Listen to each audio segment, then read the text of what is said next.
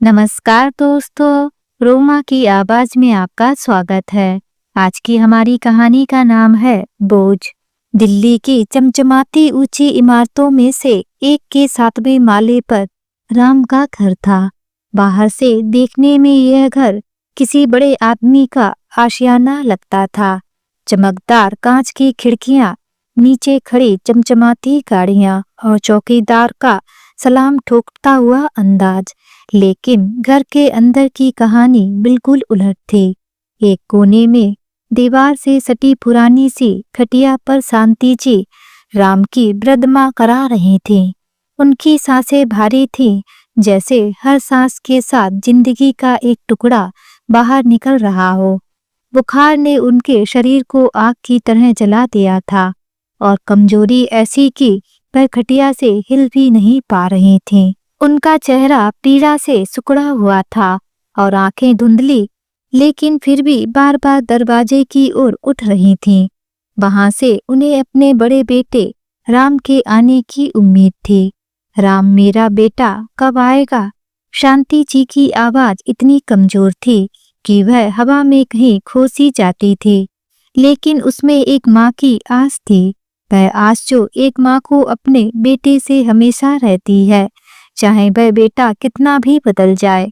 शांति जी का मन बार बार अतीत में चला जाता था। वह गांव की गलियां जहां राम उनके आंचल में खेलता था, उनकी गोद में सिर रखकर सोता था, लेकिन अब वह राम कहीं खो गया था। दिल्ली की चकाचौंध ने उसे ऐसे जकड़ा था कि अपनी माँ की तकलीफ भी उसे दिखाई नहीं देती थी। राम उस वक्त ड्राइंग रूम में था। वह अपने नए चमचमाते फोन में कोई वीडियो देख रहा था। सोफे पर आलथी पालथी मारकर उसका चेहरा बेपरवाह था, जैसे दुनिया की कोई फिक्र उसे छूती ही ना हो। उसकी पत्नी ईशा किचन में थी। चूल्हे पर कढ़ाई में तड़कता तेल और सब्जियों की खटपट के बीच वह बड़बड़ा रही थी। ये बूढ़ी औरत अब सिर पर सवार हो गई है, दिन रात बीमार रहती है और राम को तो जैसे फर्क ही नहीं पड़ता। मैं क्या इस घर की नौकरानी हो जो हर वक्त इसकी सेवा करूं? शांति जी की कराहें अब और तेज हो गई थीं। उनका गला सूख रहा था और शरीर में ऐसी जलन थी जैसे कोई आग की लपटें उनके भीतर भड़क रही हों। उन्होंने फिर पुकारा, राम बेटा, थोड़ा पानी दे दे। उनकी आवाज में दर्द था, लाचारी थी और एक माँ की वह पुकार थी जो अपने बेटे को हर मुश्किल में याद करती है। लेकिन राम ने बस सिर उठाया, भौहें चढ़ाई और गुस्से में बड़बड़ाया, अरे माँ, क्या हर वक्त चिल्लाती रहती हो? अब क्या हो गया? दिन रात यही ड्रामा। वह उठा तो, लेकिन पानी का गिलास लेने की बजाय किचन की ओर चला गया, जहाँ ईसा गुस्से में चाकू से सब्जियां काट रही थी। देखो, तुम्हारी माँ फिर से शुरू हो गई, ईसा ने तीखे लहजे में कहा, जैसे कोई जहर उगल रही हो। हर बार यही नौटंकी। मैं तो कहती हूँ इनको गांव भेज दो। वहाँ तुम्हारा भाई मोहन है ना, वही ढाबे पाला नीमा को संभाल लेगा।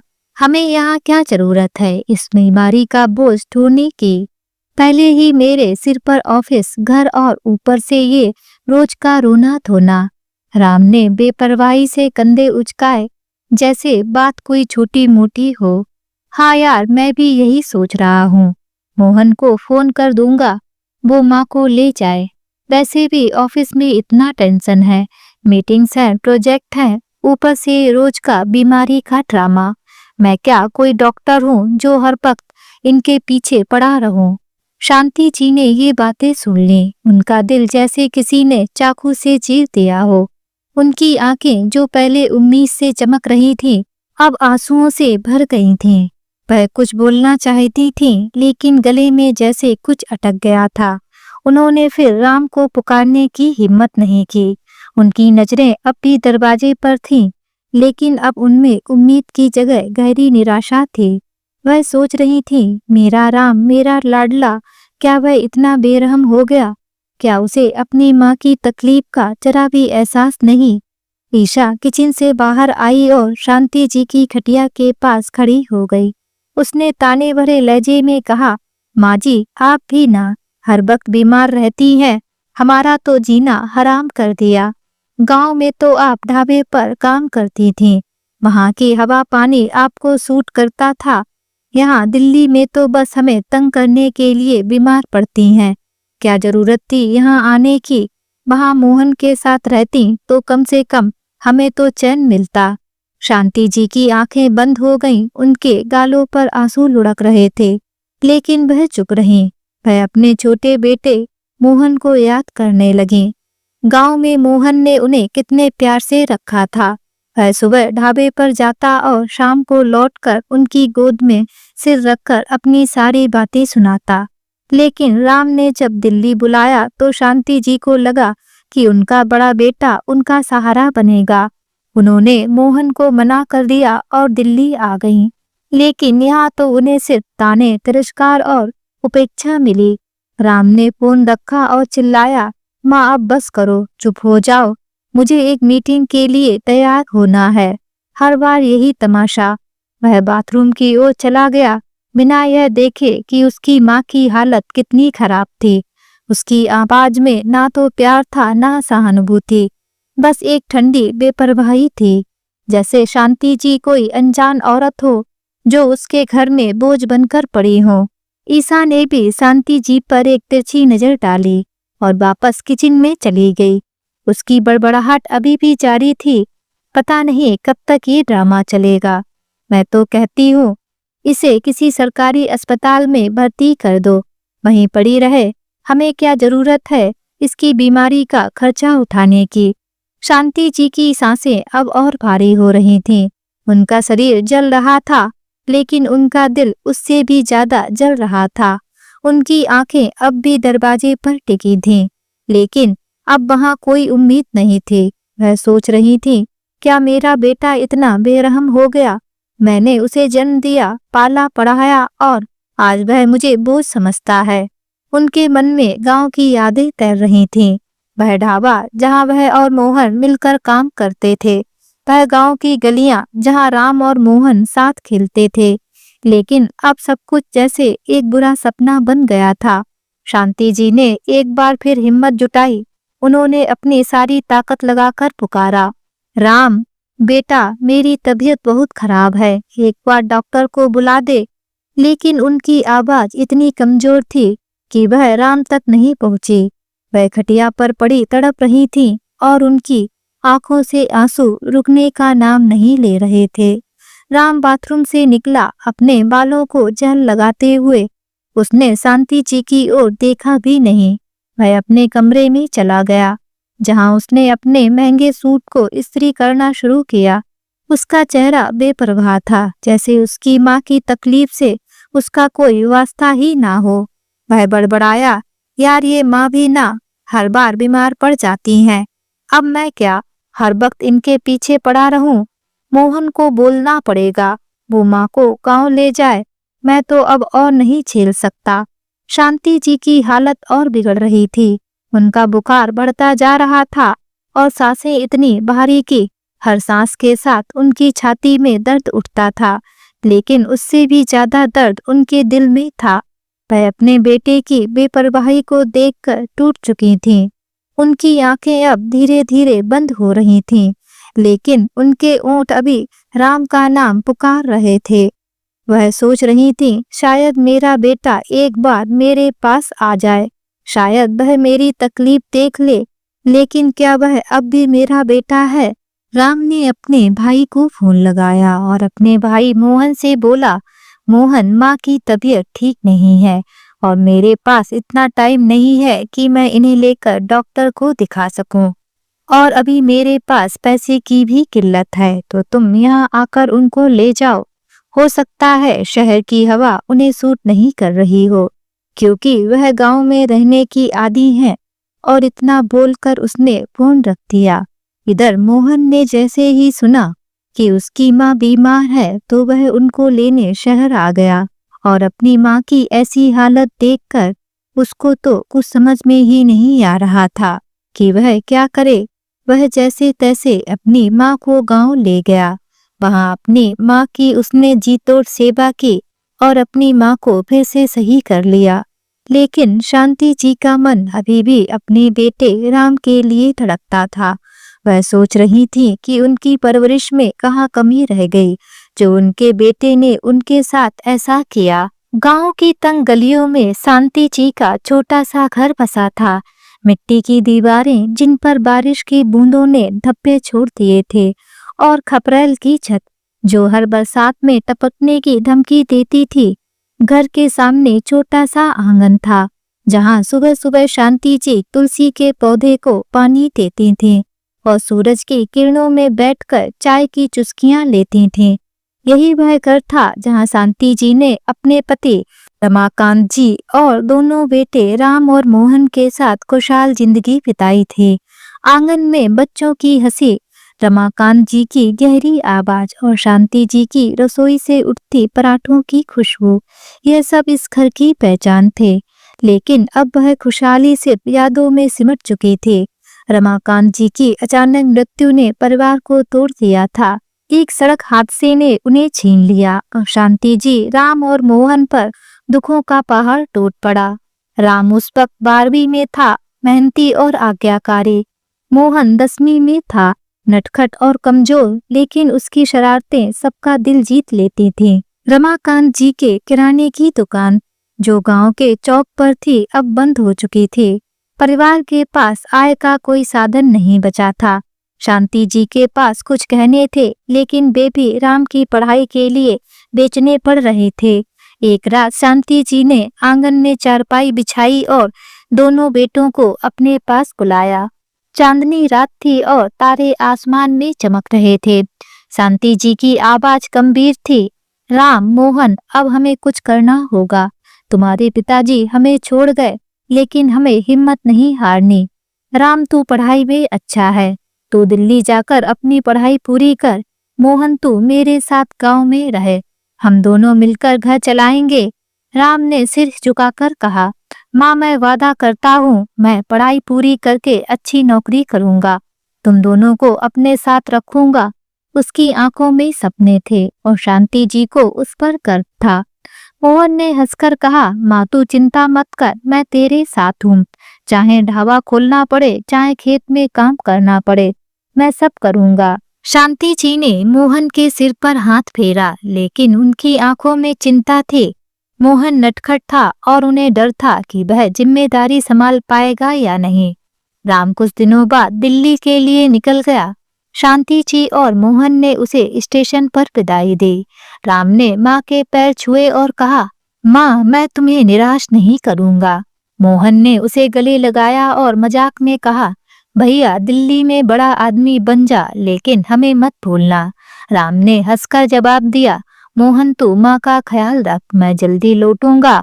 लेकिन जैसे ही ट्रेन चली शांति जी की आंखें नम हो गईं।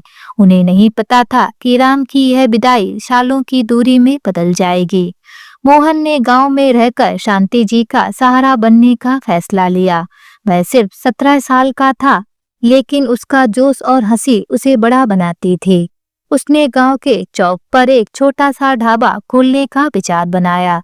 रमाकांत जी की दुकान से बचा हुआ कुछ सामान, शांति जी के पास जो थोड़े से पैसे थे और मोहन की मेहनत, इन सब के साथ उसने काम शुरू किया। गांव के बुजुर्ग बड़े रामधारी चाचा ने मोहन की मदद की।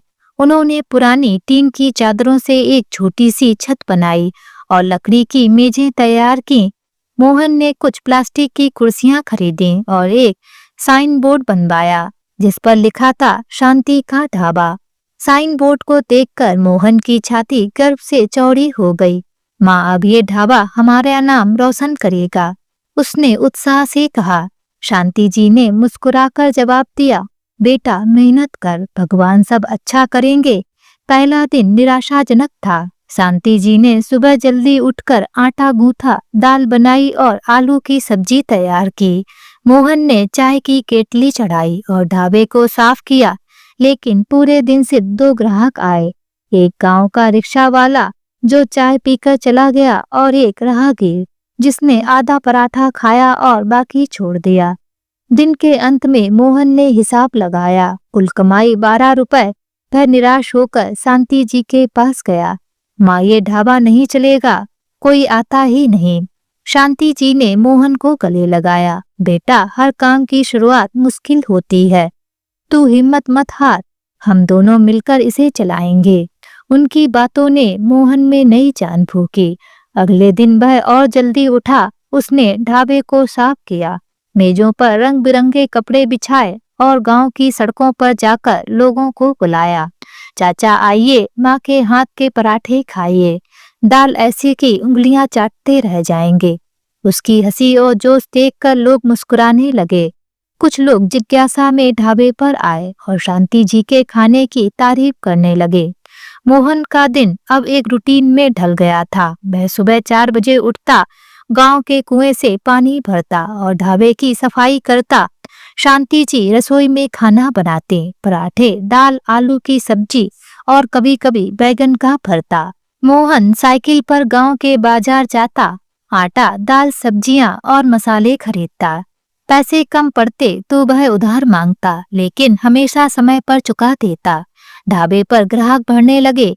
गांव के किसान, आसपास के दुकानदार और राहगीर अब नियमित रूप से आने लगे। शांति जी के पराठों की खुशबू दूर दूर तक फैलने लगी। मोहन ग्राहकों से हंसकर बात करता, उनकी कहानियां सुनता और कभी कभी मुफ्त में चाय पिलाता। उसकी मेहनत और शांति जी के खाने ने ढाबे को गांव का गहना बना दिया। हर शाम ढाबा बंद होने के बाद मोहन और शांति जी घर लौटते। आंगन में चारपाई पर बैठकर वे दिन का हिसाब लगाते। मोहन अपनी माँ की गोद में सिर रखकर कहता, माँ, आज एक सेठ आया था, उसने तेरे पराठे इतने खाए कि तारीफ करते नहीं थका।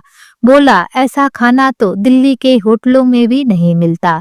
शांति जी मुस्कुराती और मोहन के सिर पर हाथ फेरते, लेकिन उनकी आंखों में राम की चिंता थी। राम दिल्ली में था, उसने पढ़ाई पूरी कर ली थी और एक कंपनी में नौकरी मिल गई थी। वह कभी कभी फोन करता, लेकिन उसकी बातों में अब वह गर्मजोशी नहीं थी। माँ, ऑफिस में बहुत काम है, जल्दी आऊंगा, वह कहता। शांति जी उससे पूछती, बेटा तू ठीक है ना, गांव कब आएगा? लेकिन राम टाल देता। मोहन यह सब सुनता और चुप रहता। उसे बुरा लगता कि उसका बड़ा भाई माँ से इतना दूर हो गया, लेकिन वह शांति जी को उदास नहीं होने देता। माँ, भैया दिल्ली में बड़ा आदमी बन रहा है, जब आएगा तो हम जश्न मनाएंगे। समय बीतता गया, ढाबा अब अच्छा चल रहा था। मोहन ने कुछ पैसे जोड़े और शांति जी के लिए एक नया सलवार सूट खरीदा। वह उन्हें मंदिर ले गया, जहाँ शांति जी ने अपने दोनों बेटों की सलामती की दुआ मांगी। लेकिन कुछ दिनों बाद शांति जी की तबीयत बिगड़ने लगी। शुरू में यह सिर्फ थकान और हल्का बुखार था, लेकिन धीरे धीरे उनकी हालत खराब हो गई। मोहन ने गांव के वैद्य को बुलाया। वैद्य ने जड़ी बूटियां दी, लेकिन कोई फायदा नहीं हुआ। मोहन ने शांति जी को कस्बे के अस्पताल में दिखाया।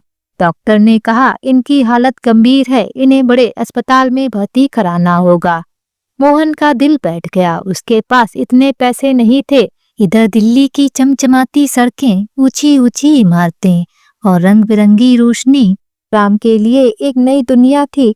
गांव का वह सीधा साधा लड़का, जो कभी अपनी माँ शांति जी के आंचल में छुपकर दुनिया से डरता था, अब इस शहर की भव्यता में पूरी तरह खो चुका था। राम ने अपनी पढ़ाई पूरी कर ली थी और दिल्ली के एक नामी कंपनी में नौकरी पकड़ ली थी। ऑफिस के पास उसने एक किराए का छोटा सा फ्लैट लिया था, साफ सुथरा, जिसमें एक खिड़की थी जहां से दिल्ली की गगनचुंबी इमारतें दिखती थीं। राम को लगता था कि वह अब इस शहर का हिस्सा बन चुका है। उसकी जिंदगी गांव की तंग गलियां, मिट्टी की दीवारों और शांति जी की रसोई से कोसों दूर थी। शुरुआती दिन राम के लिए मुश्किल थे।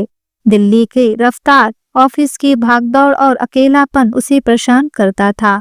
वह रात को अपने फ्लैट में लौटता, थकान से चूर, और शांति जी को फोन करता, माँ, यहाँ सब ठीक है, बस काम बहुत है, तू और मोहन कैसे हैं?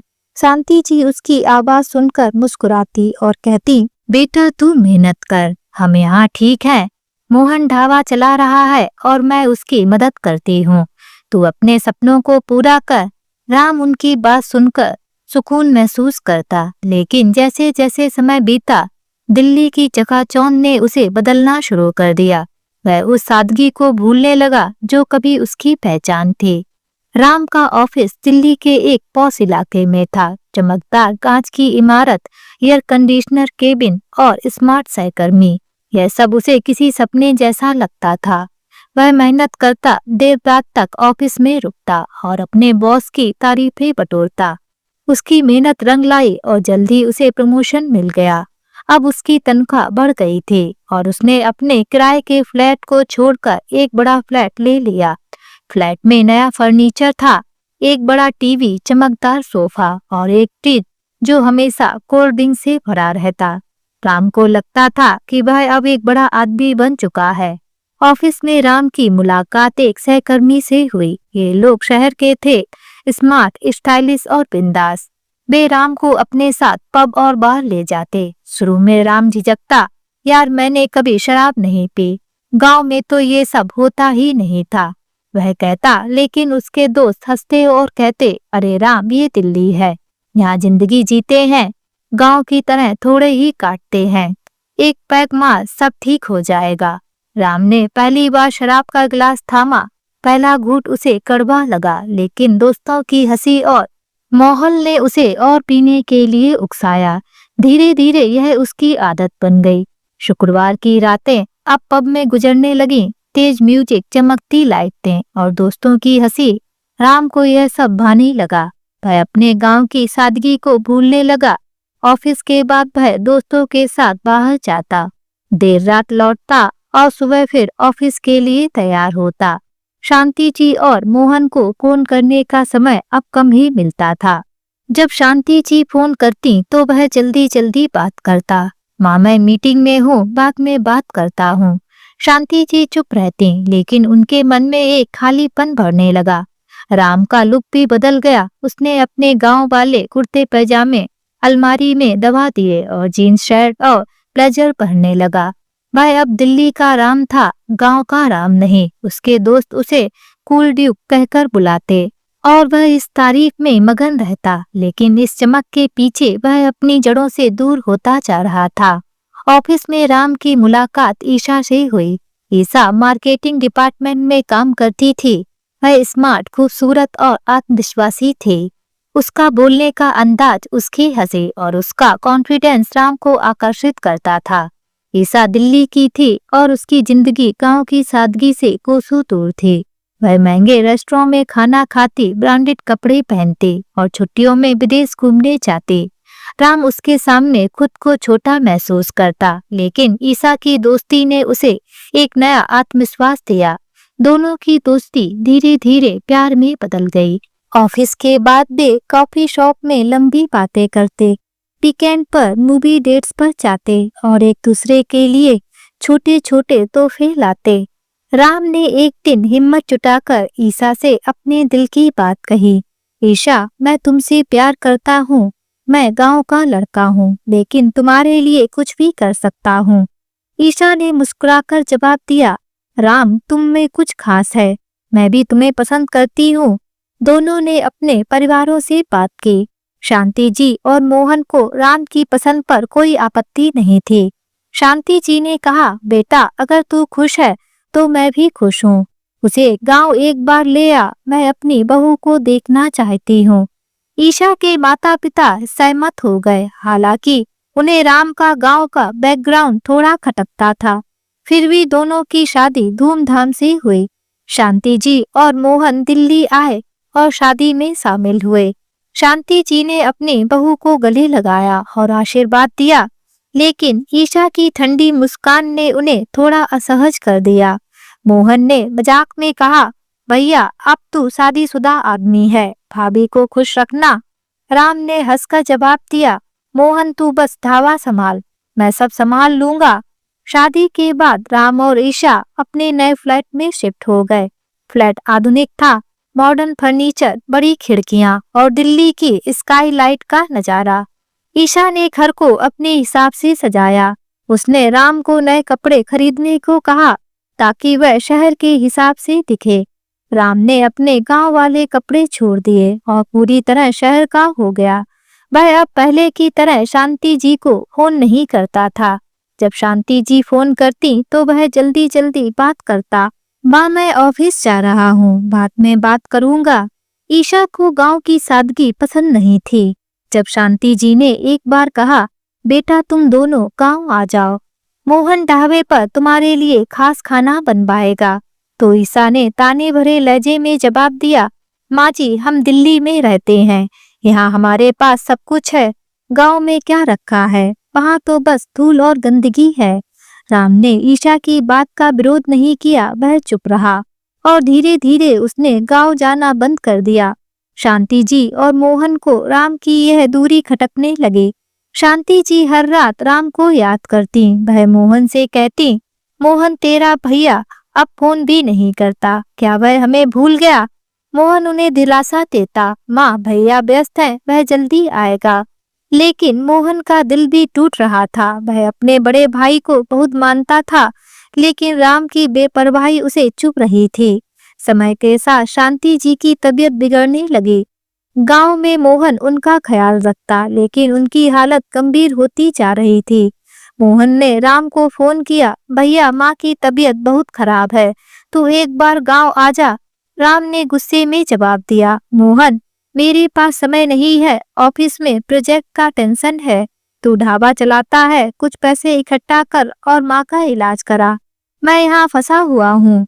मोहन ने फिर कोशिश की, भैया माँ तुझे बहुत याद करती है, तू बस एक बार आ जा। लेकिन राम ने चिल्लाकर कहा, मोहन तू समझता क्यों नहीं, मैं यहाँ अपनी जिंदगी जी रहा हूँ, माँ को तू संभाल ले। उसने फोन काट दिया। मोहन का दिल टूट गया।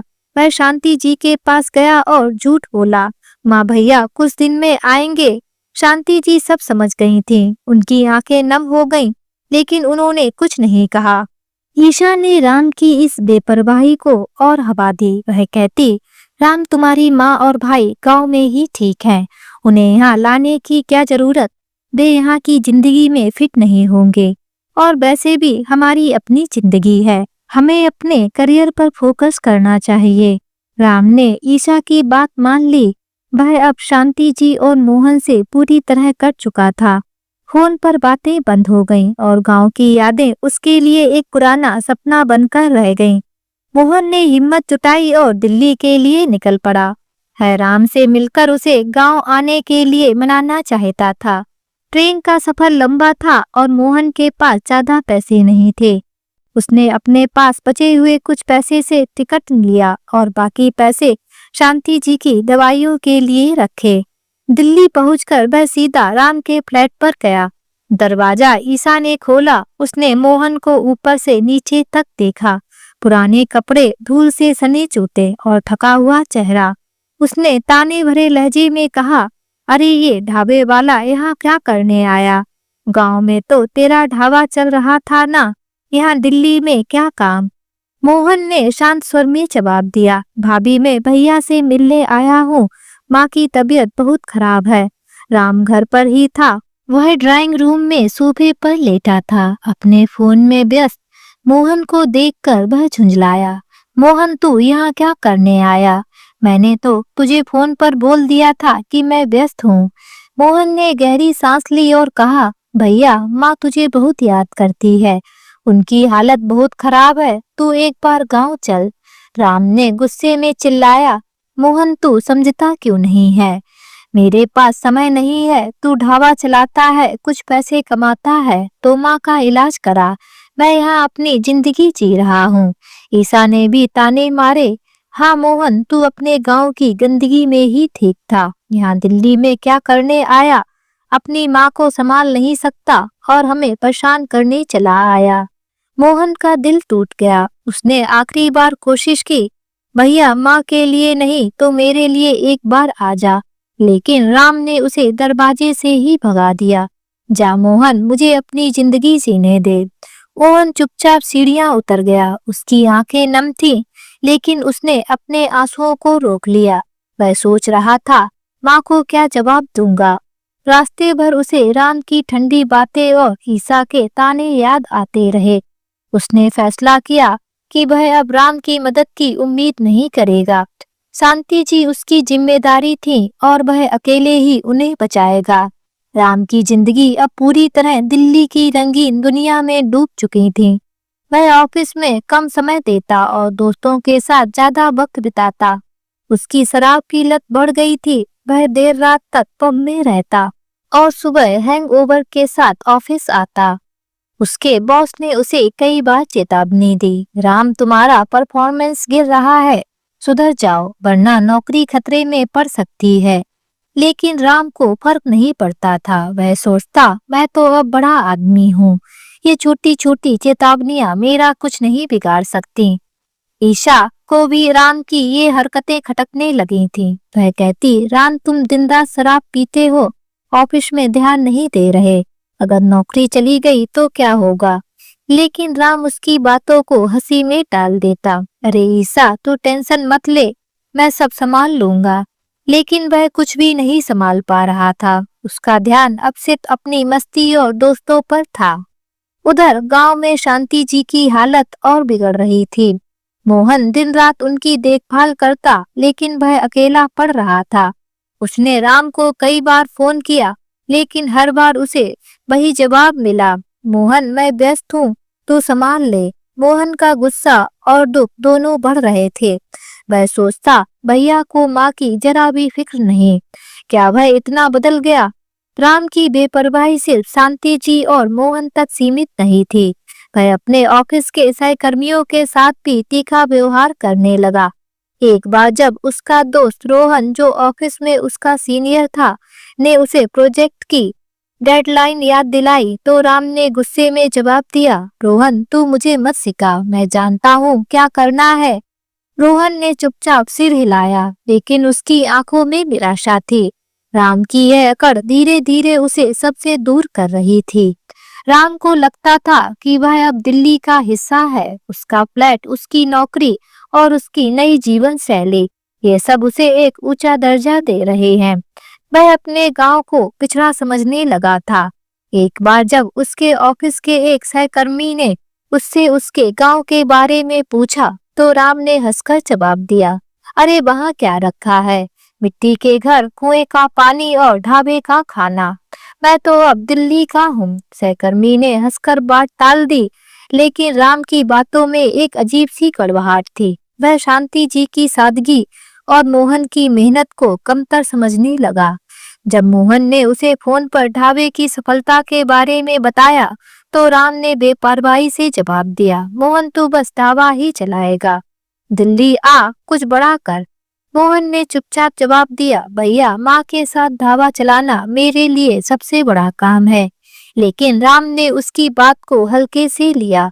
राम की ये बेपरवाही उसकी जिंदगी के हर पहलू में दिखने लगी।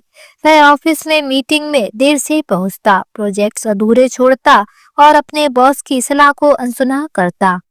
उसका आत्मविश्वास अब अंधेपन में बदल चुका था। वह सोचता था कि उसकी नौकरी, उसका फ्लैट और उसकी पत्नी, यह सब हमेशा उसके साथ रहेंगे।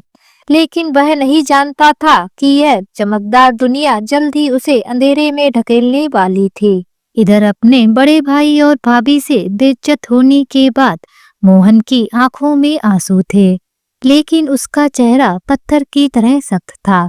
राम और ईशा के तानों ने उसके दिल को चाकू की तरह चीर दिया था, लेकिन वह टूटने को तैयार नहीं था। दिल्ली की उस ऊंची इमारत की सीढ़ियां उतरते वक्त उसने एक फैसला कर लिया था, वह अब गांव में नहीं रुकेगा। शांति जी की बिगड़ती हालत और राम की बेरुखी ने उसे मजबूत कर दिया था। वह अपनी माँ को बचाने के लिए कुछ भी करने को तैयार था, चाहे इसके लिए उसे अपनी सारी जमा पूंजी, अपना ढाबा और गांव की आखिरी निशानी तक बेचनी पड़े। गांव पहुंचते ही मोहन सीधा शांति जी के पास गया। वह अपनी पुरानी खटिया पर लेटी थी। उनका चेहरा पीला पड़ चुका था और आंखें धसी हुई थीं। बुखार ने उनके शरीर को कमजोर कर दिया था और उनकी सांसें भारी थीं। मोहन उनके पास बैठा और उनका हाथ अपने हाथ में लिया।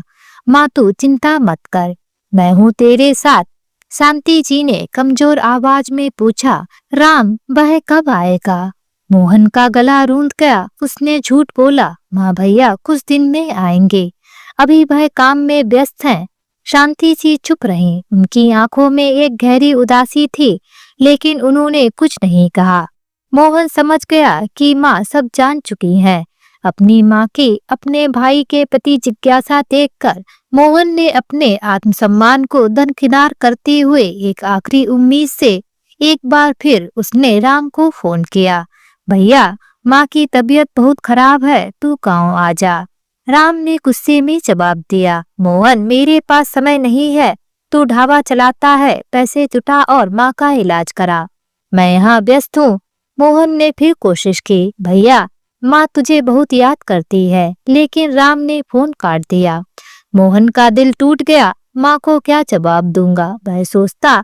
लेकिन जब उसने शांति जी की ओर देखा तो जो खटिया पर कमजोर और थकी हुई लेटी थी, तो उसका हौसला फिर से जाग उठा। माँ मैं तुम्हें कुछ नहीं होने दूंगा, उसने मन ही मन वादा किया। वह शांति जी के पास गया और झूठ बोला, माँ भैया कुछ दिन में आएंगे, तू चिंता मत कर। शांति जी सब समझ गई थी। उनकी आंखें नम थीं, लेकिन उन्होंने कुछ नहीं कहा। शांति जी की हालत और बिगड़ने लगी। मोहन ने फैसला किया कि वह अब गांव में नहीं रुकेगा।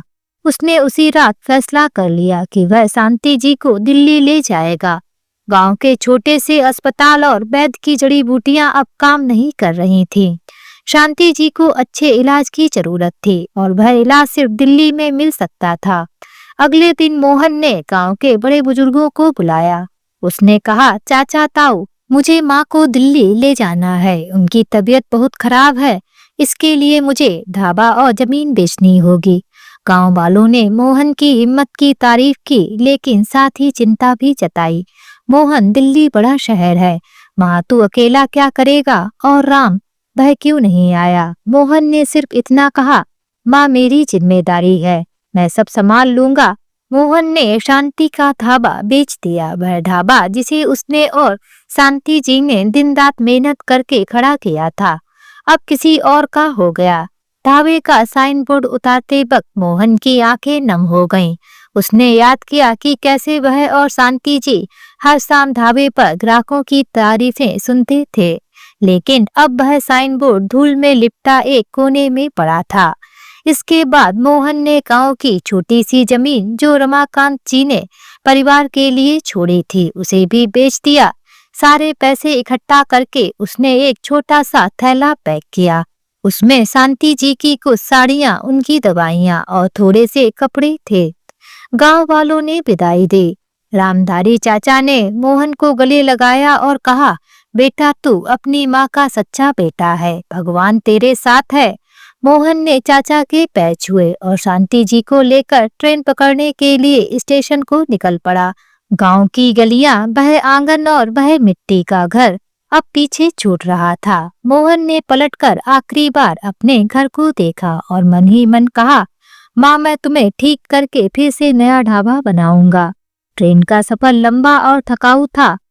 जनरल डिब्बा भीड़ से भरा था और हवा में पसीने और खाने की गंध मिली हुई थी। मोहन ने शांति जी को एक सीट पर लिटाया और उनके पास बैठ गया। शांति जी की हालत नाजुक थी। वह खटिया से ट्रेन तक मोहन की मदद से किसी तरह पहुंची थी। मोहन ने उन्हें पानी पिलाया, उनके माथे पर ठंडी पट्टी रखी और बार बार उनकी सांसें चेक की। शांति जी की आंखें बंद थीं, लेकिन उनके होंठ धीरे धीरे मोहन का नाम पुकार रहे थे। मोहन बेटा, तू इतना क्यों कर रहा है? मैं तो बोझ हूँ। मोहन ने उनकी बात काट दी। माँ तू मेरा बोझ नहीं, मेरी जान है। तू ठीक हो जाएगी और हम फिर से ढाबा खोलेंगे। शांति जी कमजोर थीं, लेकिन मोहन ने उनका पूरा ख्याल रखा। वह उन्हें पानी पिलाता, माथे पर ठंडी पत्ती रखता और कहता, माँ तू ठीक हो जाएगी, हम दिल्ली में नया ढाबा खोलेंगे। शांति जी की आंखों में आंसू थे। मोहन तू मेरे लिए इतना क्यों कर रहा है? मैं तेरा बोझ हूँ। मोहन ने जवाब दिया, माँ तू मेरा बोझ नहीं, मेरी ताकत है। दिल्ली में भी लोग तेरे हाथ के पराठे खाएंगे। उसकी बातों में इतना जोश था कि शांति जी की बंद आंखों में भी एक हल्की सी मुस्कान तैर गई। मोहन ने अपने थैले से एक पुरानी शॉल निकाली और शांति जी को उड़ा दी। वह रात भर जागता रहा, यह सुनिश्चित करता रहा कि शांति जी को कोई तकलीफ ना हो। दिल्ली पहुंचते ही मोहन ने शांति जी को सीधे एक बड़े अस्पताल में भर्ती करवाया। अस्पताल की सफेद दीवारें, डॉक्टरों की भागदौड़ और मशीनों की आवाज ने मोहन को डरा दिया। वह गांव का लड़का था जिसने कभी इतना बड़ा अस्पताल नहीं देखा था, लेकिन उसने हिम्मत नहीं हारी। उसने डॉक्टर से बात की, साहब मेरी माँ को बचा लीजिए, मेरे पास जो कुछ है वह सब दे दूंगा। उसकी आवाज में इतनी सच्चाई थी कि डॉक्टर ने उसे गंभीरता से लिया। डॉक्टर ने शांति जी की जांच की और कहा, इनका बुखार बहुत बढ़ गया है और शरीर में इन्फेक्शन फैल चुका है, लेकिन समय पर इलाज शुरू हो गया है तो जान बच सकती है। इन्हें कुछ दिन अस्पताल में रखना होगा। डॉक्टरों ने कहा, समय पर इलाज शुरू हुआ, जान बच सकती है। मोहन ने राहत की सांस ली। उसने अपने सारे पैसे जमा किए और अस्पताल का बिल भरा, लेकिन वह जानता था कि यह पैसे ज्यादा दिन नहीं चलेंगे। उसे अब दिल्ली में कुछ काम धंधा शुरू करना होगा। मोहन ने अस्पताल के पास ही एक छोटा सा किराए का कमरा लिया। कमरा तंग था, जिसमें सिर्फ एक पलंग, एक पुराना पंखा और एक टूटी हुई कुर्सी थी। दीवारों पर सीलन के निशान थे और खिड़की से बाहर सड़क का शोर सुनाई देता था, लेकिन मोहन को इससे कोई शिकायत नहीं थी।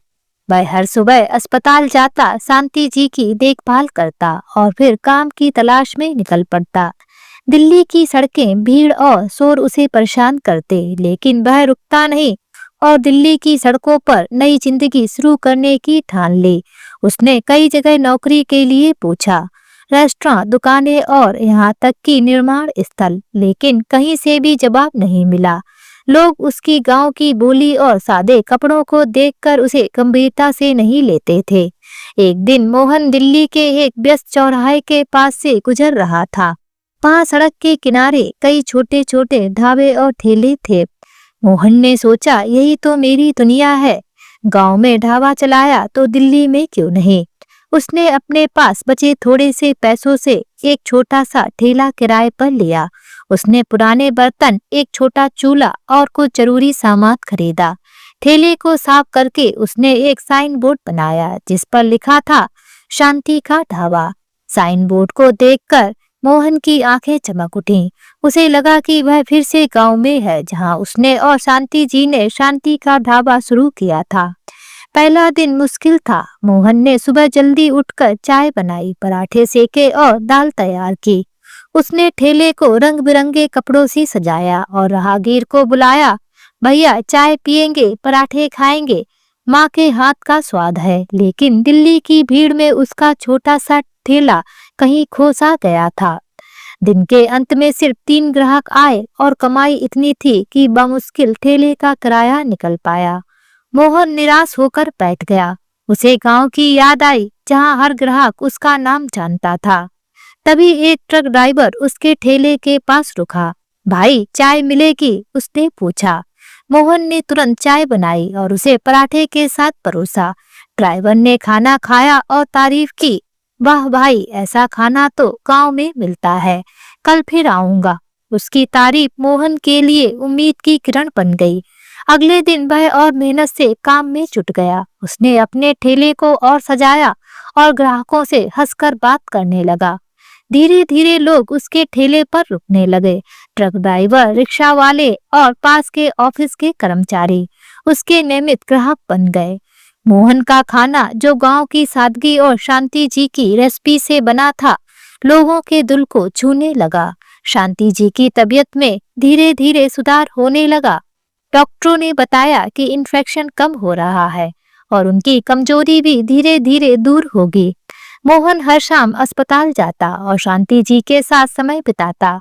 वह उन्हें अपने ठेले की कहानियां सुनाता। माँ, आज एक साहब आए थे, उन्होंने तेरी रेसिपी की दाल खाई और बोले, ऐसा खाना तो मेरी माँ बनाती थी। शांति जी मुस्कुराती और कहती, मोहन तूने मेरे लिए इतना किया, मैं तेरे लिए बोझ बन गई। मोहन उनकी बात सुनकर हंस पड़ता। माँ तो बोझ नहीं, मेरी ताकत है। तू ठीक हो जा, फिर हम दोनों मिलकर दिल्ली में बड़ा ढाबा खोलेंगे। शांति जी की आंखों में आंसू थे, लेकिन इस बार वे खुशी के आंसू थे। वह अपने छोटे बेटे की मेहनत और प्यार को देखकर अभिभूत थे। कुछ हफ्तों बाद शांति जी को अस्पताल से छुट्टी मिल गई। मोहन उन्हें अपने किराए के कमरे में ले आया। उसने उनके लिए एक नया पलंग खरीदा और कमरे को साफ सुथरा रखा। शांति जी अभी भी कमजोर थीं, लेकिन उनकी आंखों में अब पहले जैसी चमक लौट रही थी। वह मोहन से कहती, बेटा तू दिन रात मेहनत करता है, थोड़ा आराम भी कर लिया कर। मोहन जवाब देता, माँ जब तू पूरी तरह ठीक हो जाएगी तब मैं महीने भर सोऊंगा।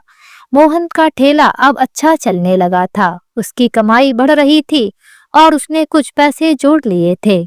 उसने अपने ठेले को और बड़ा करने का फैसला किया।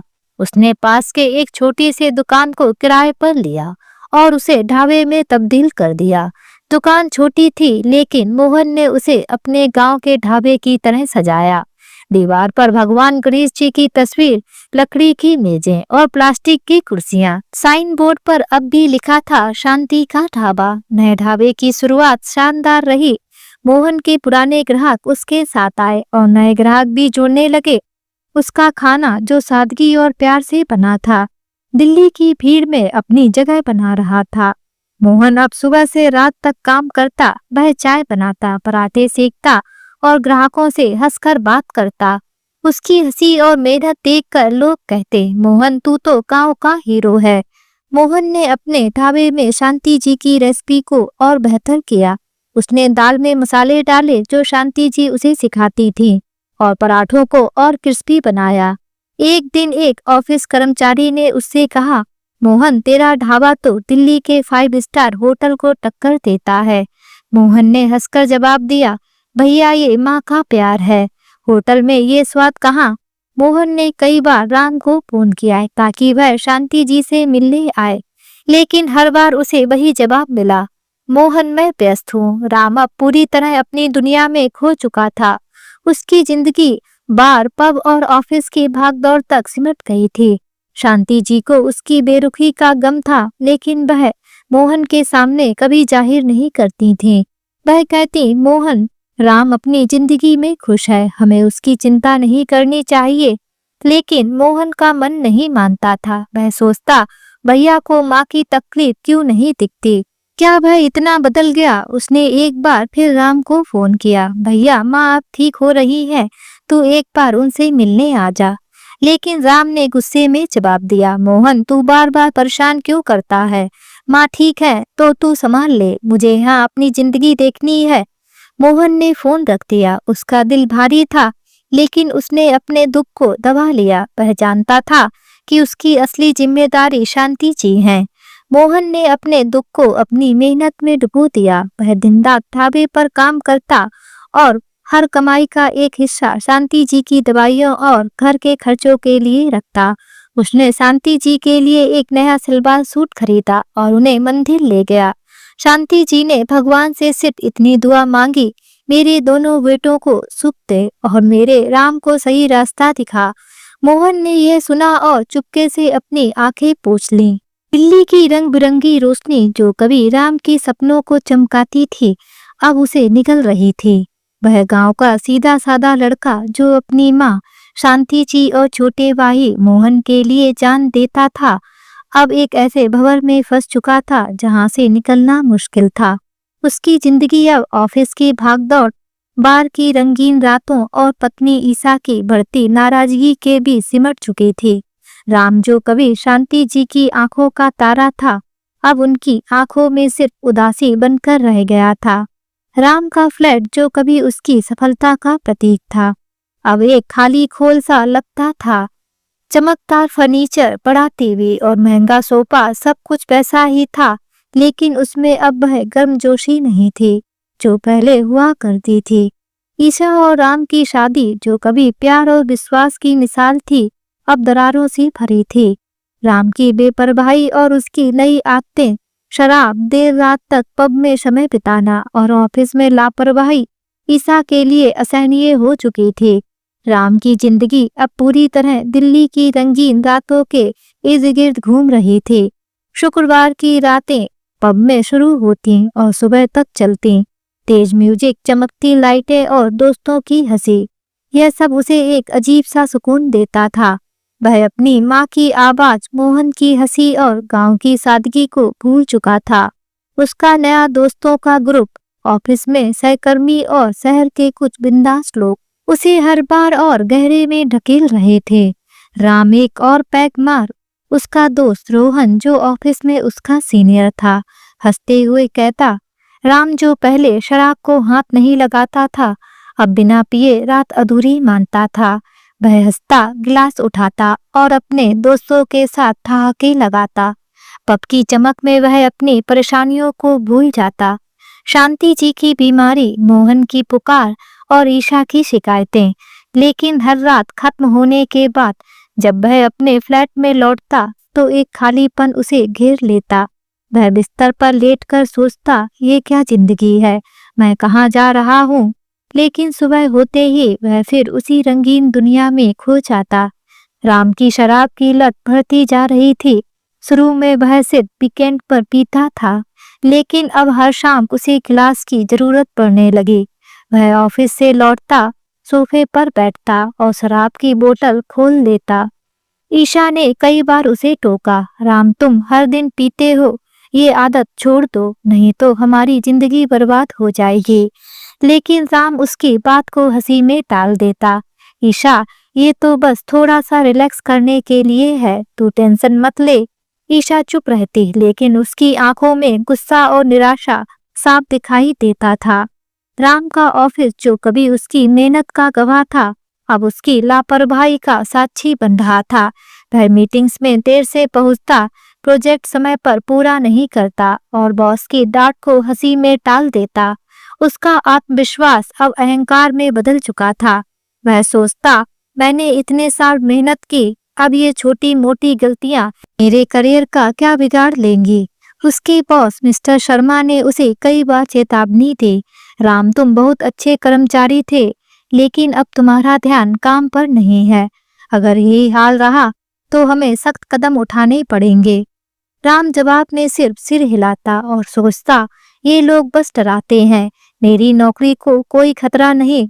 लेकिन वह गलत था। एक दिन मिस्टर शर्मा ने उसे अपने कैबिन में बुलाया। राम, हमें तुम्हें टर्मिनेट करना पड़ रहा है, तुम्हारा परफॉर्मेंस लगातार गिर रहा है और कंपनी को इससे नुकसान हो रहा है। राम को जैसे बिजली का झटका लगा। उसने गिड़गिड़ाने की कोशिश की, सर मुझे एक मौका और दीजिए, मैं सुधार करूंगा। लेकिन मिस्टर शर्मा अडिग थे। राम, फैसला हो चुका है, तुम्हारा आखिरी दिन आज है। राम ऑफिस से बाहर निकला, उसका सिर झुका हुआ था। दिल्ली की सड़कें, जो उसे कभी अपनी लगती थीं, अब उसे अनजानी सी लग रही थीं। वह अपने फ्लैट में लौटा और सोफे पर धम से बैठ गया। उसने ईशा को फोन किया, लेकिन उसका फोन बंद था। राम ने शराब की बोतल उठाई और पीने लगा, यह सोचकर कि शायद यह उसका दर्द कम कर देगी। लेकिन उस रात उसे नींद नहीं आई। वह सोच रहा था, मैंने सब कुछ खो दिया, अब क्या बचा है। ईशा और राम के रिश्ते में अब वह प्यार नहीं बचा था जो पहले था। ईशा, जो पहले राम की हर बात में साथ देती थी, अब उसकी हरकतों से तंग आ चुकी थी। वह बार बार कहती, राम तुम दिन रात शराब पीते हो, ऑफिस में ध्यान नहीं देते, हमारी जिंदगी का क्या होगा। लेकिन राम उसकी बातों को अनसुना कर देता। ईशा, तू टेंशन मत ले, मैं सब संभाल लूंगा। लेकिन जब राम की नौकरी गई तो ईशा का गुस्सा फूट पड़ा। वह घर लौटी और राम को शराब के नशे में पड़ा देखकर चिल्लाई, राम ये क्या हाल बना रखा है, तुमने नौकरी खो दी और अब भी शराब पी रहे हो। मैंने तुमसे शादी की थी क्योंकि मैंने सोचा था कि तुम कुछ बनोगे, लेकिन तुम तो बर्बाद हो गए। राम ने नशे में जवाब दिया, ईशा तू चिल्ला मत, मैं नई नौकरी ढूंढ लूंगा। लेकिन ईशा ने उसकी बात काट दी, राम मैं अब और नहीं सह सकती, मैं तुम्हारे साथ नहीं रह सकती। उसने अपना बैग पैक किया और अपने मैके के लिए निकल गई। राम ने उसे रोकने की कोशिश की, ईशा रुक जा, मैं बदल जाऊंगा। लेकिन ईशा ने पलटकर कहा, राम अब बहुत देर हो चुकी है, जब तुम्हें अपनी गलतियों का एहसास होगा तब शायद मैं तुम्हारी बात सुनूं। वह दरवाजा बंद करके चली गई। राम अकेला रह गया। उसका फ्लैट, जो कभी हंसी और प्यार से भरा था, अब एक ठंडा और खामोश मकान बन चुका था। नौकरी जाने और ईशा के चले जाने के बाद राम पूरी तरह से टूट चुका था। उसके पास अब ना पैसा था, ना नौकरी और ना ही कोई साथी। उसके दोस्त जो पहले उसके साथ रातें बिताते थे, अब उससे दूरी बनाने लगे। रोहन, जो उसका सबसे करीबी दोस्त था, ने एक दिन फोन पर कहा, राम तू अब अपने हाल पर छोड़ दे, हम लोग तो अपनी जिंदगी में बिजी हैं।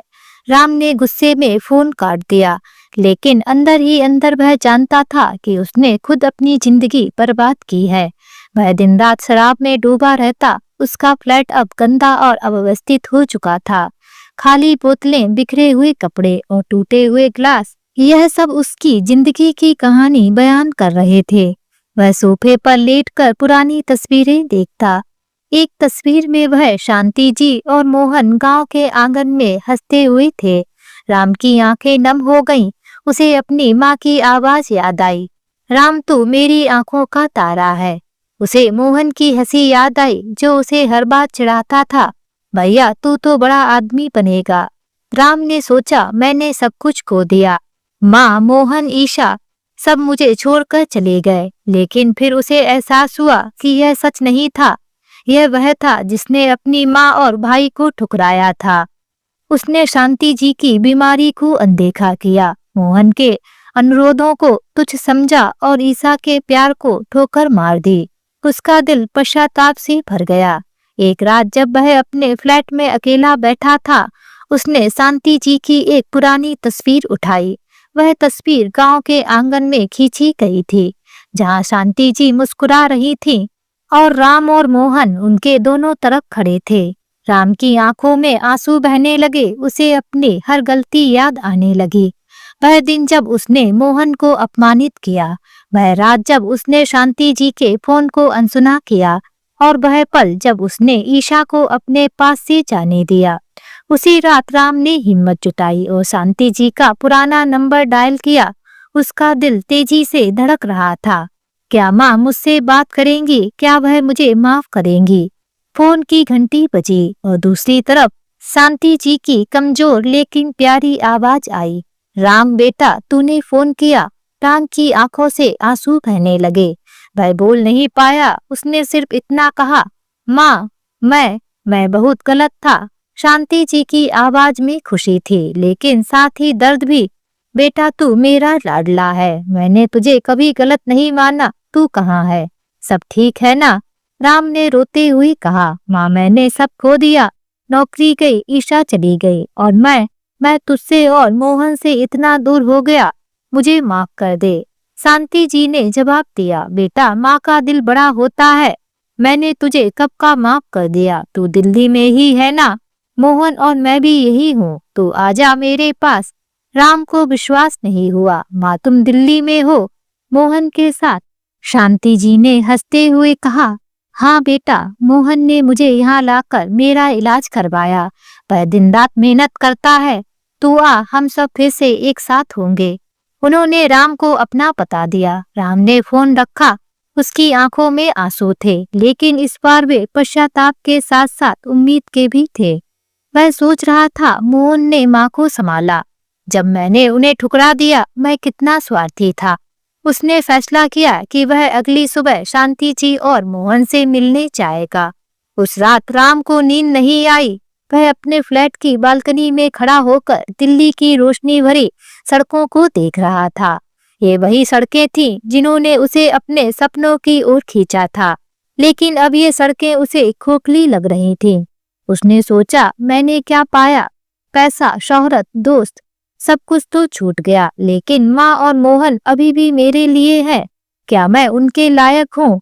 उसने अपनी जिंदगी के हर उस पल को याद किया जब उसने शांति जी और मोहन को ठुकराया। वह मोहन का चेहरा याद करने लगा जब उसने दिल्ली में उससे मिलने की कोशिश की थी। वह ईशा की बातें याद करने लगा जब उसने उसे चेतावनी दी थी। राम का दिल भारी हो गया। उसने खुद से वादा किया, मैं बदलूंगा, मैं अपनी गलतियों को सुधारूंगा। माँ और मोहन ने मुझे माफ कर दिया, लेकिन अब मुझे खुद को माफ करना होगा। राम ने अपने फ्लैट को देखा, खाली बोतलें, बिखरे कपड़े और गंदगी। उसने फैसला किया कि वह अब शराब को हाथ नहीं लगाएगा। उसने सारी बोतलें उठाई और बाहर फेंक दी। फिर वह बाथरूम में गया, ठंडे पानी से मुंह धोया और आईने में खुद को देखा। उसका चेहरा थका हुआ था, आंखें लाल थीं, लेकिन उसकी नजरों में एक नई चमक थी। वह चमक पश्चाताप और बदलाव की थी। सूरज की पहली किरण दिल्ली की तंग गलियों से बने उस छोटे से कमरे की खिड़की से छनकर अंदर आई, जहां शांति जी और मोहन रहते थे। कमरा साधारण था, मिट्टी की दीवारों पर सीलन के धब्बे, एक पुराना पंखा जो खटखट की आवाज के साथ धीरे धीरे घूमता था, और एक लकड़ी का पलंग जिस पर शांति जी बैठी थी। दीवार पर भगवान गणेश की एक छोटी सी तस्वीर टंगी थी और पास ही एक पुरानी अलमारी में शांति जी की साड़ियां और कुछ जरूरी सामान रखा था। कमरे में सादगी थी, लेकिन वह सादगी प्यार और मेहनत से भरी थी। शांति जी के चेहरे पर हल्की मुस्कान थी और उनकी आंखें बार बार दरवाजे की ओर उठ रही थी। वह अपने बड़े बेटे राम का इंतजार कर रही थी। कमरे में ताजे पराठों की खुशबू फैली थी। मोहन रसोई में व्यस्त था, अपने मजाकिया अंदाज में बड़बड़ाते हुए, माँ आज तेरे लिए खास आलू के पराठे बनाए हैं, गर्मा गर्म खा ले, नहीं तो ठंडे हो जाएंगे। शांति जी ने जवाब दिया, मोहन तू दिन रात मेरे लिए मेहनत करता है, अब थोड़ा आराम भी कर लिया कर। मोहन ने हंसकर कहा, माँ जब तू पूरी तरह ठीक हो जाएगी तब मैं महीने भर की छुट्टी लूंगा और सारा दिन सोऊंगा। यह उनका रोज का रिवाज था। मोहन की मेहनत, शांति जी का प्यार और उनके बीच का अटूट रिश्ता। लेकिन आज का दिन अलग था। शांति जी का दिल खुशी और डर के मिश्रण से धड़क रहा था। क्या मेरा राम वाकई बदल गया है? क्या वह अपने किए पर पछताता है? मोहन भी चुपके से दरवाजे की ओर देखता, लेकिन वह अपनी भावनाओं को छिपाने की कोशिश करता। उसे राम की बेरुखी, उसके ताने और दिल्ली में हुए अपमान याद थे, लेकिन वह अपनी माँ की खुशी के लिए कुछ भी करने को तैयार था।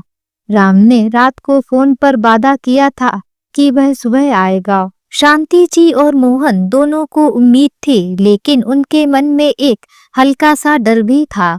क्या राम वाकई आएगा? क्या वह सचमुच अपनी गलतियों को मानने के लिए तैयार है? सुबह के 9 बज रहे थे। दिल्ली की सड़कें अपने रोजमर्रा के शोर और जाम से भरी थीं। ऑटो की तीखी हॉर्न, सड़क किनारे ठेले पर चाय बेचने वालों की आवाजें और भीड़ का रेला, यह सब दिल्ली की पहचान था। लेकिन मोहन के छोटे से कमरे में एक अजीब सी शांति थी। तभी दरवाजे पर हल्की सी दस्तक हुई। मोहन ने चौंक कर दरवाजा खोला।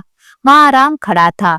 उसका चेहरा थका हुआ था, आंखें लाल थीं और कपड़े साधारण, एक पुरानी शर्ट और जींस। वह चमकता सूट और टाई वाला राम नहीं था जो कभी दिल्ली की सड़कों पर इठलाता था। वह अब एक टूटा हुआ इंसान था, जिसके चेहरे पर पश्चाताप और शर्मिंदगी साफ झलक रही थी। भैया, मोहन ने धीमी आवाज में कहा। उसकी आवाज में ना गुस्सा था ना खुशी, बस एक ठंडा सा स्वर। राम ने उसकी ओर देखा, लेकिन उसकी नजरें झुकी हुई थी। मोहन, मैं माँ से मिलने आया हूँ। मोहन ने बिना कुछ कहे उसे अंदर आने दिया। शांति जी पलंग पर बैठी थी। राम को देखते ही उनकी आंखें नम हो गईं। राम, मेरा बेटा, उनकी आवाज कांप रही थी। राम खटिया के पास पहुंचा और शांति जी के पैरों में गिर पड़ा। उसकी आंखों से आंसू बह रहे थे। माँ, मुझे माफ कर दे। मैंने तुझे और मोहन को बहुत दुख दिया। मैं स्वार्थी था, अंधा था।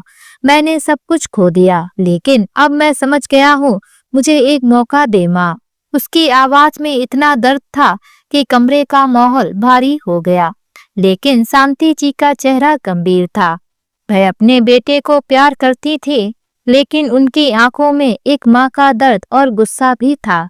उन्होंने राम का सिर अपने हाथों में नहीं लिया, बल्कि उसकी आंखों में देखा और कठोर स्वर में कहा, राम, तूने मुझे क्या समझा था?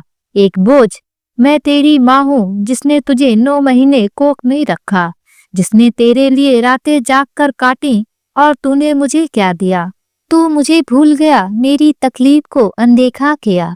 तूने मोहन को अपमानित किया, उसे तुच्छ समझा, और आज तू माफी मांगने आया है। बोल, तुझे क्या लगता है माँ का दिल इतना कमजोर है कि तू 2 आंसू बहाएगा और सब भूल जाएगी? राम सिर झुकाए चुप रहा। उसकी आंखों से आंसू टपक रहे थे, लेकिन वह कुछ बोल नहीं सका। शांति जी की बातें उसके दिल में तीर की तरह चुभ रही थी।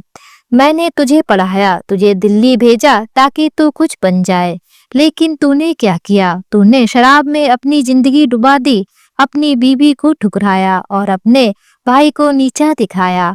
आज तू यहाँ क्यों खड़ा है राम?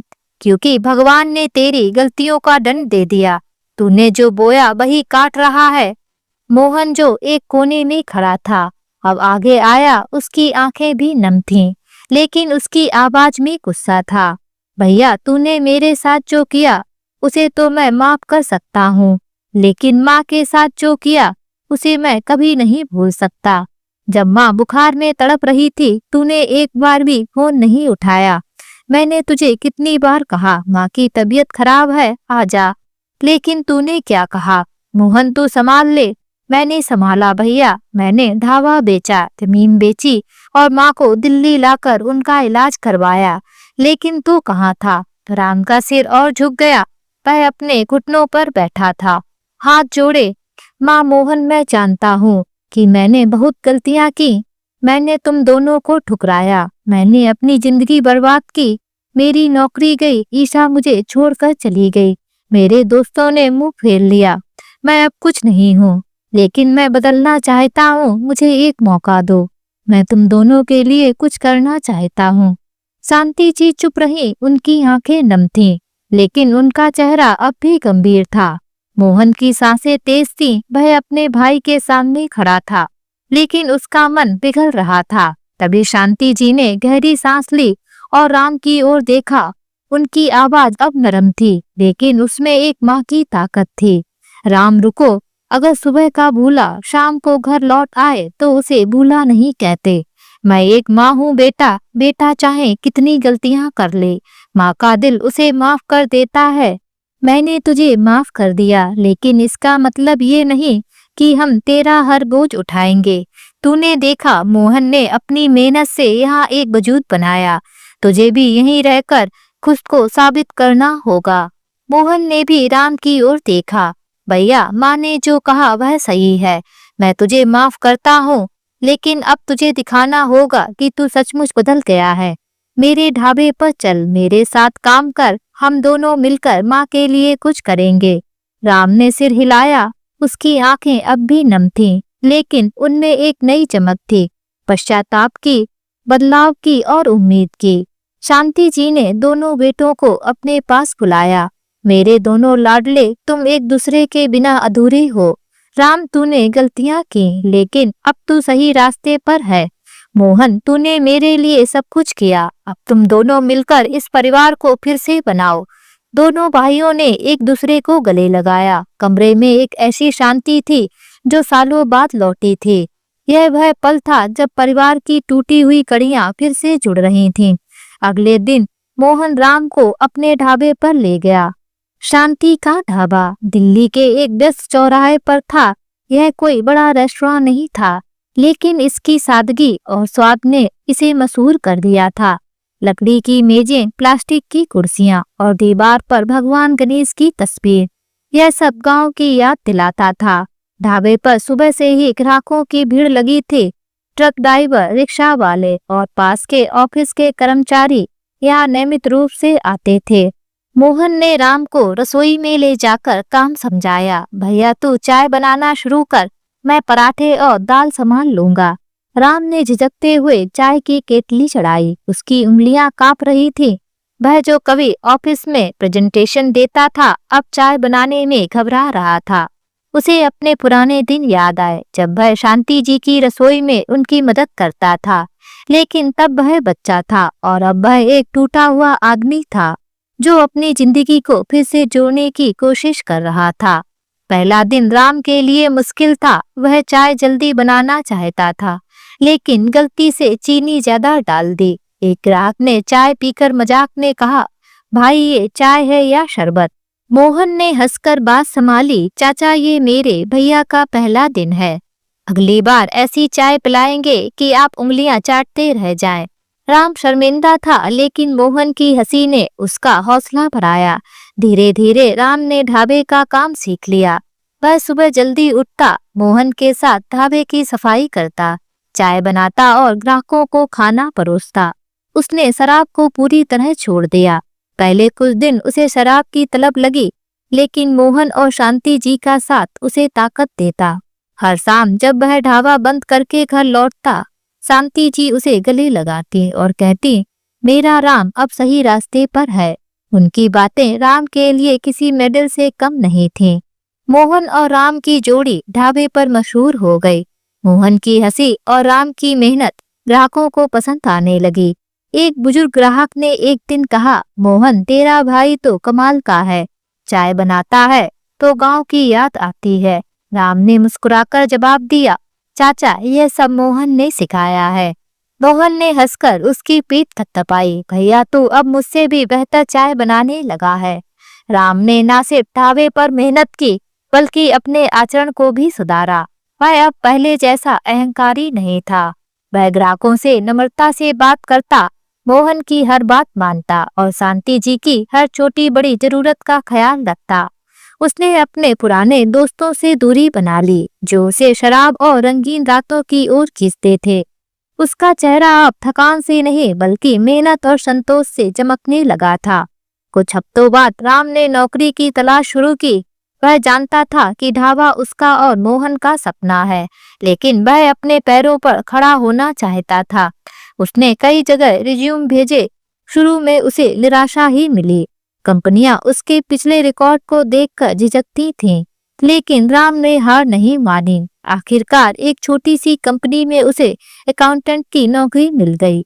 यह कोई बड़ा पद नहीं था और तनख्वाह भी कम थी, लेकिन राम के लिए यह एक नई शुरुआत थी। उसने पहली तनख्वाह से शांति जी के लिए एक नई साड़ी और मोहन के लिए एक नया शर्ट खरीदा। जब वह घर लौटा और उन्हें तोहफे दिए, तो शांति जी की आंखें नम हो गईं। राम ये साड़ी नहीं, तेरा प्यार है, मैंने तुझे फिर से पा लिया। मोहन ने शर्ट पहनकर मजाक किया, भैया अब तो मैं ढाबे का मालिक लग रहा हूँ। राम ने हंसकर जवाब दिया, मोहन तू पहले से ही मालिक है, मैं तो बस तेरा साथी हूँ। राम का जीवन अब पटरी पर था, लेकिन उसके मन में एक कसक थी, ईर्ष्या। वह जानता था कि उसने अपनी पत्नी को बहुत दुख दिया था। उसने शांति जी और मोहन से बात की, माँ मोहन, मैंने ईसा के साथ बहुत गलत किया, मैं उससे माफी मांगना चाहता हूँ, लेकिन क्या वह मुझे माफ करेगी? शांति जी ने उसकी आंखों में देखा और कहा, बेटा जब तू दिल से पछताता है तो शायद भगवान भी तेरी सुन लेता है। तू उससे बात कर, लेकिन इस बार सच्चाई और इज्जत के साथ। राम ने हिम्मत जुटाई और ईशा को एक चिट्ठी लिखी। यह चिट्ठी ना तो शिकायत थी ना सफाई, बस एक सच्चा माफीनामा। उसने अपनी गलतियां मानी, कैसे वह शराब में डूब गया, कैसे उसने ईशा को ठुकराया और कैसे उसने अपने परिवार को भुला दिया। उसने अपनी नई जिंदगी के बारे में बताया, मोहन का ढाबा, शांति जी का साथ और उसकी मेहनत। अंत में उसने सिर्फ एक मुलाकात की गुजारिश की, ईसा मैं नहीं जानता कि तू मुझे माफ करेगी या नहीं, लेकिन मैं चाहता हूँ कि तू मेरी सच्चाई देखे, बस एक बार मुझसे मिल ले। कई दिन बीत गए, लेकिन कोई जवाब नहीं आया। राम निराश नहीं हुआ, वह ढाबे और अपनी नौकरी में जुटा रहा। वह जानता था कि माफी मांगना आसान है, लेकिन उसे पाना समय और मेहनत मांगता है। एक शाम जब मोहन और राम ढाबे पर पराठे परोस रहे थे, एक टैक्सी ढाबे के सामने आकर रुकी। उसमें से एक महिला उतरी, साफ सादा सलवार कुर्ता, चेहरे पर हल्की थकान और आंखों में एक तूफान। यह ईशा थी। राम हक्का बक्का रह गया। वह कुछ कह भी नहीं पाया, बस खड़ा रह गया। ईशा धीरे धीरे उसके पास आई और बोली, तुम्हारी चिट्ठी पढ़ी, बहुत देर कर दी राम, लेकिन फिर भी मैं यह जानने आई हूँ कि जो शब्द तुमने लिखे, क्या वो तुम्हारे कर्मों में भी दिखते हैं? उसकी आवाज में ठंडक थी, लेकिन उसमें एक उम्मीद भी थी। राम ने गहरी सांस ली और कहा, ईशा मैंने अब धोखा देना, खुद से भागना और अपनों को भूलना छोड़ दिया है। मैं बदला नहीं हूँ, मैं खुद से मिल पाया हूँ। अगर तू चाहे तो मैं फिर से साबित कर सकता हूँ कि मैं अब वही राम नहीं हूँ जिसने तुझे तोड़ा है। उसकी आवाज में सच्चाई थी और उसकी आंखें ईशा की आंखों में झांक रही थीं। ईशा की आंखों में नमी आ गई। वह पल भर चुप रही, फिर मोहन की ओर देखकर बोली, शायद मुझे भी अब तुम्हारे इस नए परिवार को जानने और समझने का मौका देना चाहिए। मोहन मुस्कुराया। उसने ईशा को गले लगाया और कहा, भाभी, तू हमेशा इस परिवार का हिस्सा थी, बस थोड़ा वक्त लग गया। शांति जी जो पास ही खड़ी थीं, की आंखें नम थीं, उन्होंने ईशा को गले लगाया, जैसे कोई बहू नहीं बल्कि बेटी लौट आई हो। ईशा ने भी अपनी गलतियां मानी। उसने शांति जी से कहा, माँ जी, मैंने आपको और मोहन को गलत समझा। मैंने आपके गांव को, आपकी सादगी को कमतर समझा, लेकिन अब मैं देख रही हूँ कि असली ताकत प्यार और परिवार में है। मुझे माफ कर दीजिए। शांति जी ने उसका माथा चूमा। बेटी, तू मेरी बहू नहीं, मेरी बेटी है। मौका दिल कभी गुस्सा नहीं रखता। मोहन ने चाय बनाई और चारों आंगन में बैठकर बातें करने लगे। पुराने गिले शिकवे बिना बोले हवा में बह गए। ईशा ने राम से कहा, राम, गलती सिर्फ तुम्हारी नहीं, मेरी भी थी। मैंने भी तुम्हें समझने की कोशिश नहीं की। क्या हम फिर से एक नई शुरुआत कर सकते हैं? राम की आंखें चमक उठीं। ईशा, मैं यही चाहता था। गलती मेरी थी, लेकिन अब मैं वादा करता हूँ कि मैं तुम्हें, माँ को और मोहन को कभी दुख नहीं दूंगा। कुछ महीनों बाद राम और ईशा ने फिर से साथ रहने का फैसला किया। वे शांति जी और मोहन के उसी पुराने कमरे में रहने लगे, जो अब धीरे धीरे एक नए घर में बदल रहा था। दीवारों पर सीलन की जगह अब रंगत थी। पुराना पंखा ठीक हो चुका था और वह लकड़ी का पलंग अब भी वही था, लेकिन उस पर अब 4 मुस्कुराहटें एक साथ बैठा करती थीं। राम और ईशा ने मोहन के कमरे के पास एक बड़ा फ्लैट किराए पर लिया, जहां पूरा परिवार एक साथ रहता था।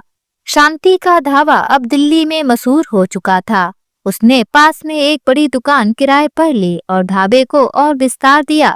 नई दुकान में स्टील की टेबल, आरामदायक कुर्सियां और दीवारों पर गांव की तस्वीरें थीं। मोहन ने मेन्यू में नए व्यंजन जोड़े, पनीर की सब्जी और शांति जी की खास दाल। राम ने ढाबे के लिए एक सोशल मीडिया अकाउंट बनाया, जहां वह तस्वीरें और ग्राहकों की तारीफें पोस्ट करता। शांति का ढाबा अब दिल्ली के फूड लवर्स के बीच एक जाना पहचाना नाम बन गया। राम की नौकरी भी अच्छी चल रही थी। उसने अपने बॉस की तारीफें बटोरनी शुरू कर दी थी। ईशा ने ढाबे की मार्केटिंग की जिम्मेदारी ली और उसे सोशल मीडिया पर मशहूर किया। शांति जी अब पूरी तरह ठीक हो चुकी थी। वह कभी कभी ढाबे पर जाती और मोहन के साथ पराठे बनाती। ग्राहक उनकी तारीफ करते। माँ जी, आपके हाथ में जादू है। शांति जी हंसकर जवाब देती, बेटा, ये जादू मेरे बेटे और बहू के प्यार का है। 1 साल बाद मोहन ने ढाबे की पहली सालगिरह पर एक बड़ा जश्न रखने का फैसला किया। ढाबे को रंग बिरंगे गुब्बारे, फूलों और लाइटों से सजाया गया। ग्राहकों के लिए खास मेन्यू तैयार किया गया। शांति जी की रेसिपी से बनी दाल, पनीर की सब्जी और मोहन के मशहूर पराठे। राम ने अपने ऑफिस के सहकर्मियों को बुलाया और ईशा ने अपने दोस्तों को न्योता दिया। शाम को ढाबा ग्राहकों और मेहमानों से खचाखच हो रहा था। मोहन और राम मिलकर खाना परोस रहे थे, जबकि ईशा और शांति जी ग्राहकों से बात कर रही थीं। एक बुजुर्ग ग्राहक ने मोहन से कहा, बेटा, तुमने ये ढाबा नहीं, एक परिवार बनाया है। तुम दोनों भाइयों की मेहनत और तुम्हारी माँ का प्यार, ये सब इस खाने में झलकता है। मोहन ने मुस्कुराकर जवाब दिया, चाचा, ये सब माँ की दुआओं की वजह से है। जश्न के अंत में शांति जी ने सभी को संबोधित किया। उनकी आवाज में गर्व और खुशी थी। मेरे दोनों बेटे राम और मोहन ने मुझे नई जिंदगी दी। ईशा, मेरी बेटी, ने हमारे परिवार को पूरा किया। मैं भगवान से यही दुआ करती हूँ कि हमारा परिवार हमेशा एकजुट रहे और आप सब जो हमारे ढाबे पर आते हैं, आप भी हमारे परिवार का हिस्सा हैं। उनकी बात सुनकर सभी ने तालियां बजाई। राम ने आगे बढ़कर कहा, माँ, मोहन, ईशा, मैंने बहुत गलतियां की, लेकिन आप सबने मुझे माफ किया और मुझे फिर से अपने परिवार का हिस्सा बनाया। मैं वादा करता हूँ कि अब मैं कभी गलत रास्ते पर नहीं जाऊंगा। मोहन ने हंसकर उसकी पीठ थपथपाई। भैया, अब ये वादे छोड़ो। चलो ग्राहकों के लिए और पराठे बनाए। सभी हंस पड़े। कुछ महीने बाद मोहन ने एक नया सपना देखा, शहर में और ढाबे खोलने का। उसने राम और ईसा के साथ मिलकर एक छोटी सी चेन शुरू की, जिसका नाम रखा गया शांति का स्वाद। हर ढाबे में शांति जी की रेसिपी का खाना परोसा जाता और दीवारों पर उनके परिवार की तस्वीरें सजाई जाती। शांति जी अपने परिवार की एकजुटता देखकर हर दिन भगवान का शुक्रिया अदा करती। एक शाम परिवार अपने फ्लैट के आंगन में बैठा था। शांति जी चारपाई पर थीं। राम और ईशा उनके पास बैठे थे और मोहन उनके लिए चाय बना रहा था। आकाश में तारे चमक रहे थे और दिल्ली का शोर धीमा पड़ चुका था। शांति जी ने कहा, मेरे बच्चों, तुमने मुझे सब कुछ दिया। मैंने कभी नहीं सोचा था कि हम फिर से एक साथ होंगे। राम ने उनकी बात सुनी और कहा, माँ, ये सब तुम्हारी वजह से हुआ। तुमने हमें प्यार और माफी सिखाया। मोहन चाय लेकर आया और मजाक में कहा, माँ, अब तू चाय पी और ये गंभीर बातें बंद कर, वरना भैया फिर से रोने लगेगा। सभी हंस पड़े। हंसी की गूंज आंगन में फैल गई और वह पल परिवार की एकजुटता का प्रतीक बन गया। दिल्ली की चमक अब उनके लिए सिर्फ एक पृष्ठभूमि थी। उनकी असली ताकत उनका परिवार था। यह कहानी सिर्फ राम, मोहन, शांति जी और ईसा की नहीं है। यह हर उस इंसान की कहानी है जो गलतियां करता है, लेकिन पश्चाताप और मेहनत से अपनी जिंदगी को फिर से संवारता है। माफी का स्वाद सिर्फ ढाबे के खाने की कहानी नहीं है। यह उस प्यार, विश्वास और एकजुटता की कहानी है जो परिवार को जोड़ता है। शांति जी का प्यार, मोहन की मेहनत, राम का पश्चाताप और ईसा की माफी इस कहानी को एक गहरी सीख देती है।